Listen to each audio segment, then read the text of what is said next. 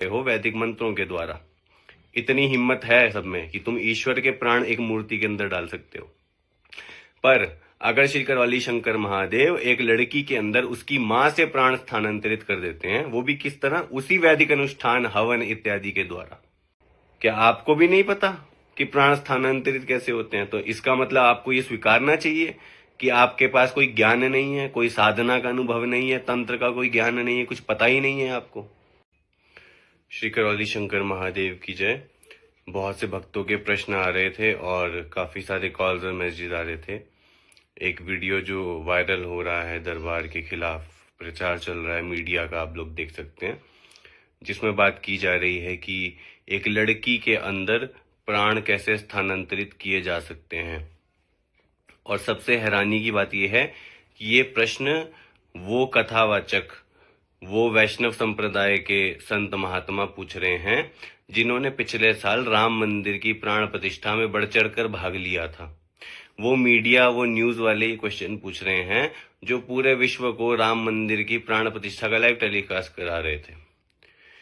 एक दोगलापंथी की हद होती है जो तुम लोगों ने पार कर दी है। कैसे? जब एक पत्थर की मूर्ति जो बोल नहीं सकती, चल नहीं सकती, खुद से खा नहीं सकती, पहन नहीं सकती, नहा नहीं सकती, उसमें तुम क्लेम करते हो कि तुम वैदिक मंत्रों, अनुष्ठान, हवन इत्यादि के द्वारा उसमें प्राण स्थानांतरित कर रहे हो। और किसके प्राण? साक्षात भगवान राम के, ईश्वर के, नारायण के प्राण उसमें ट्रांसफर करने की तुम बात कर रहे हो वैदिक मंत्रों के द्वारा। इतनी हिम्मत है सब में कि तुम ईश्वर के प्राण एक मूर्ति के अंदर डाल सकते हो। पर अगर श्री करौली शंकर महादेव एक लड़की के अंदर उसकी मां से प्राण स्थानांतरित कर देते हैं, वो भी किस तरह? उसी वैदिक अनुष्ठान, हवन इत्यादि के द्वारा, उसी वैदिक रीति के द्वारा अगर वो प्राण स्थानांतरित कर देते हैं, तो ये कैसे हो गया? तो ये ढोंग हो गया और ये पाखंड हो गया। तो आप सब मीडिया वालों से पहले मैं पूछना चाहता हूं कि जब आप राम मंदिर की प्रतिष्ठा का प्रोग्राम लाइव सबको दिखा रहे थे, तो क्या वो पाखंड था क्या? तब ये प्रश्न क्यों नहीं उठाया गया कि मूर्ति के अंदर प्राण कैसे आ सकते हैं? गुरु नानक साहब ने कहा, पत्थर पूजे ना किछ ए बोले, ना किछ ए दे, फोकट करम निष्फल है सेव। कि पत्थर को पूजता है मनुष्य, ना वो पत्थर कुछ देता है, ना बोलता है, ना कुछ करता है, उसकी सेवा भी निष्फल है। उसके बावजूद ये सब कुछ किया जाता है क्योंकि सबकी अपनी आस्था, अपना विश्वास है।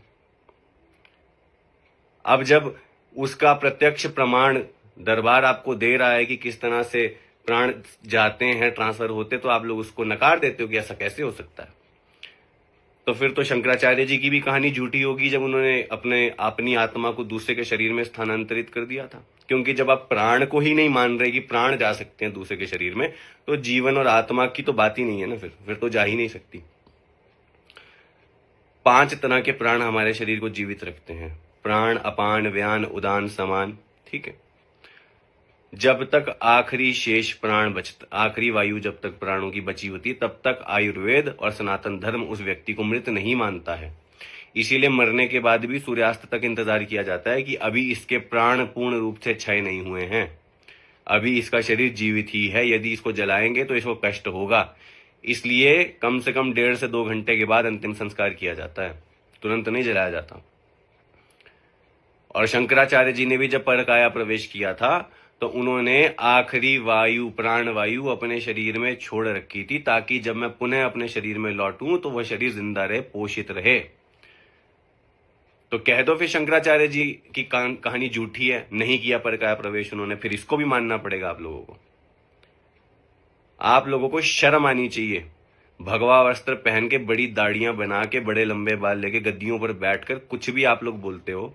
एक आम व्यक्ति जो अपना निजी जीवन जीता है, जो अपना कारोबार कर रहा है, नौकरी कर रहा है, अपनी पढ़ाई कर रहा है, इंजीनियरिंग कर रहा है, कोई डॉक्टर है, उससे उम्मीद की जा सकती है ऐसे प्रश्न की, क्योंकि उसे स्पिरिचुअलिटी का, अध्यात्म का कोई ज्ञान नहीं है।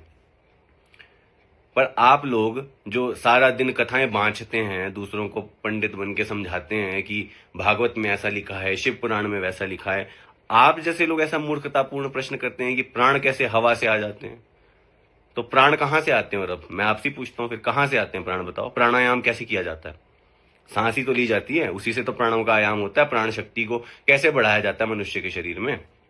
प्राणायाम करके। तो वो कहां से आते हैं? हवा से ही आते हैं मेरे ख्याल से। आप पूछते हैं हवा से कैसे प्राण आ सकते हैं? इतने मूर्ख हैं क्या आप कि आपको ये भी नहीं पता कि प्राण कहां से आते हैं? तो थोड़ी सी शर्म करनी चाहिए। जिन भेष को जिसको धारण किए हुए हो, थोड़ी उसी की गरिमा रख लो। क्या आपको भी नहीं पता कि प्राण स्थानांतरित कैसे होते हैं? तो इसका मतलब आपको ये स्वीकारना चाहिए कि आपके पास कोई ज्ञान नहीं है, कोई साधना का अनुभव नहीं है, तंत्र का कोई ज्ञान नहीं है, कुछ पता ही नहीं है आपको कि कैसे क्या होता है। फिर अगर इतनी सी बात आपकी बुद्धि में नहीं पड़ती है कि प्राण कैसे स्थानांतरित हो जाते हैं। क्योंकि प्राण प्रतिष्ठा जब राम जी की मूर्ति की हुई तब तो आप सभी ने माना कि हाँ, मूर्ति में प्राण प्रतिष्ठित हो गए। तो जब मूर्ति में प्राण आ सकते हैं तो जीवित व्यक्ति जिसमें प्राण रहते ही हैं उसमें प्राण क्यों नहीं आ सकते? पहले तो इस प्रश्न का उत्तर दीजिए। उसके बाद आप लोग दरबार पे क्वेश्चन उठाइए और पूछिए कि ऐसा कैसे हो सकता है। और उसके लिए भी आपको आना चाहिए दरबार, सीखना चाहिए। ये विद्या सभी के लिए है, सभी इसको जाने और समझें और समाज को सुधार सकते हैं और समाज को स्वस्थ बना सकते हैं। हरि हर।